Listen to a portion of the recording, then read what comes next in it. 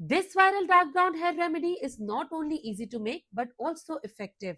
With just a few simple ingredients, you can give your hair a beautiful dark brown chocolate color at home. Many people use chemical dyes to darken their hair, but over time, frequent use of these dyes can damage the hair and may make graying appear more noticeable. These chemicals can also damage your hair and lead to split ends. So today's remedy will not only help improve the look and feel of the damaged hair, but will also give you your hair such a beautiful color that you'll be surprised by the results. First, take a pen. I'm using an iron pen here, but if you don't have one, you can use a stainless steel pen as well.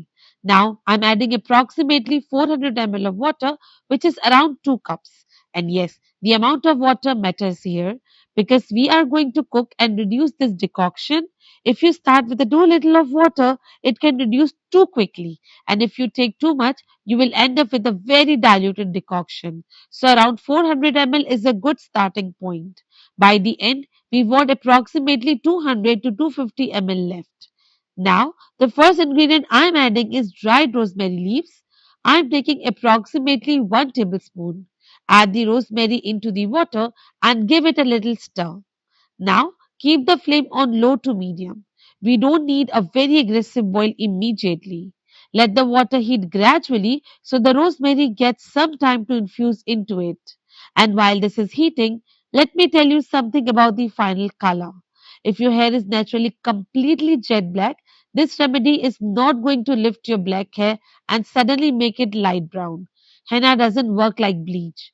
This remedy is mainly for people who have gray or white hair and want to blend it into a warmer brown or dark brown shade, or for people who already have brown hair and want to make the color look deeper and richer. Now you can see our water is getting hotter and the rosemary has started infusing.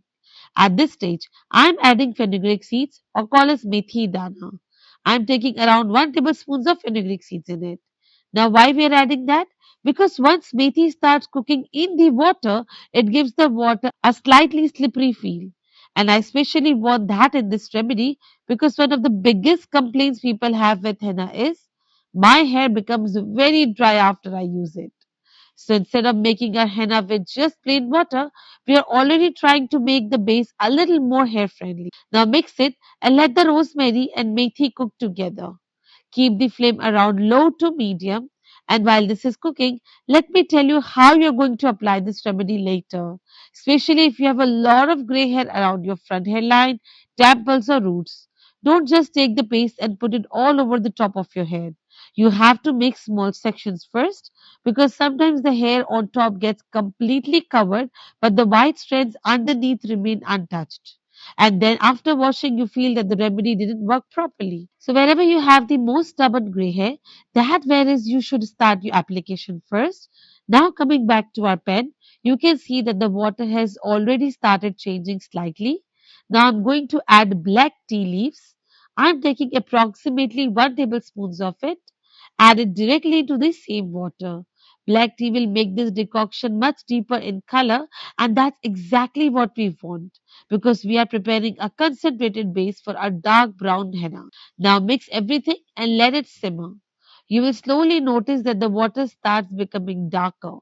Don't rush this part by putting the flame extremely high. Low to medium flame is enough. And while this is simmering, let's talk about another important thing, hair porosity. If your hair is already very dry, bleached, chemically treated, or very porous, henna may feel different on your hair compared with someone who has healthy untreated hair. Very porous hair can also grab the color differently.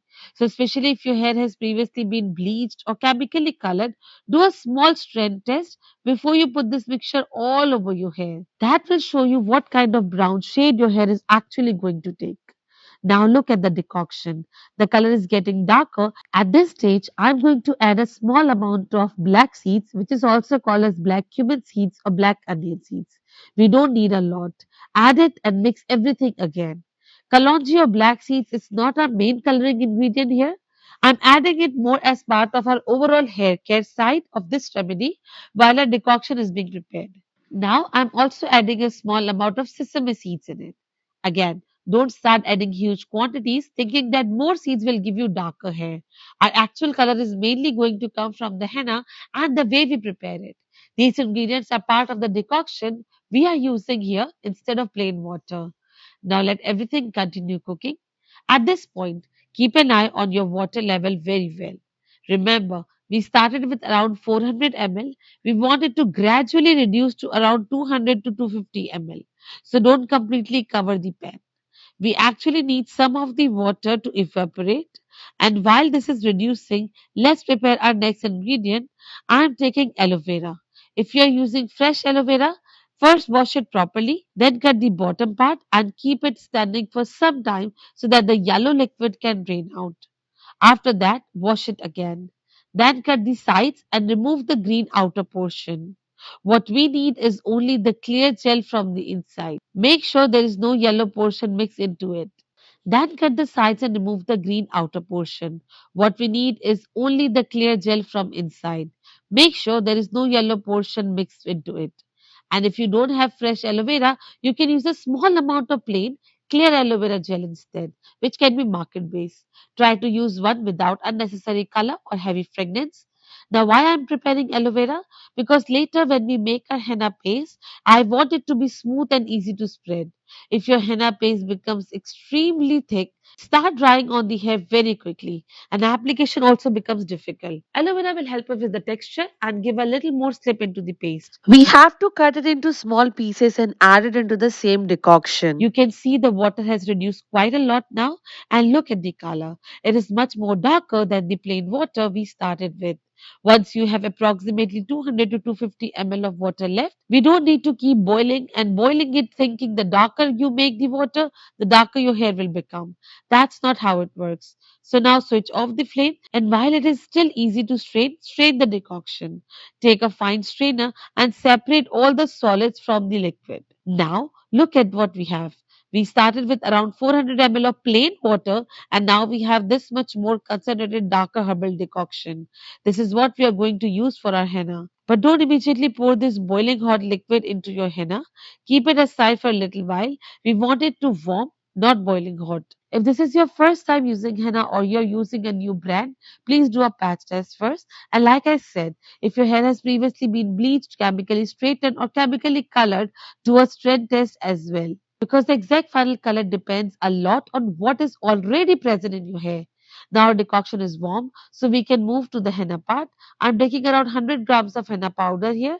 Try to choose good quality pure henna. And now instead of using the plain water, we are going to use the decoction we just made. But don't pour all of it at once. Add a little, mix it, and then add some more, mix again, and keep doing this slowly.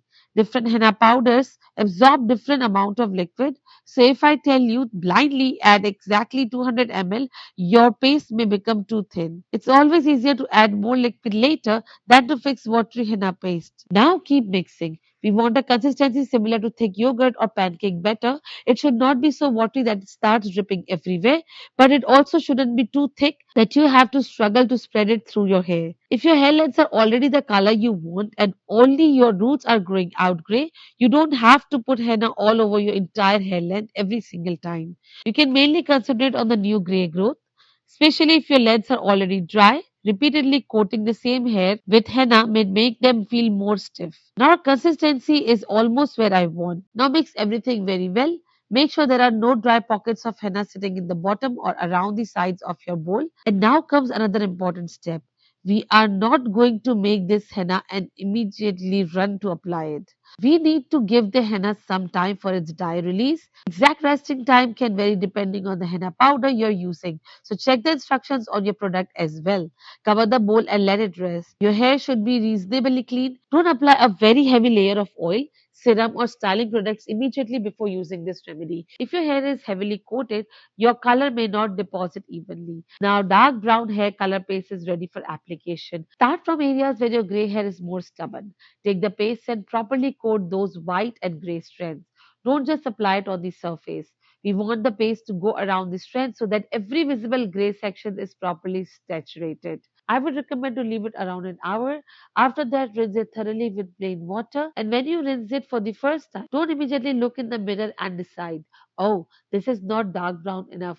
Give it some time. After rinsing, do not put the water or shampoo immediately. Next thing, you will oil your hair with this beautiful brown hair oil, and then you can use this shampoo to keep your hair color for longer. I'll see you there. Till then, bye bye.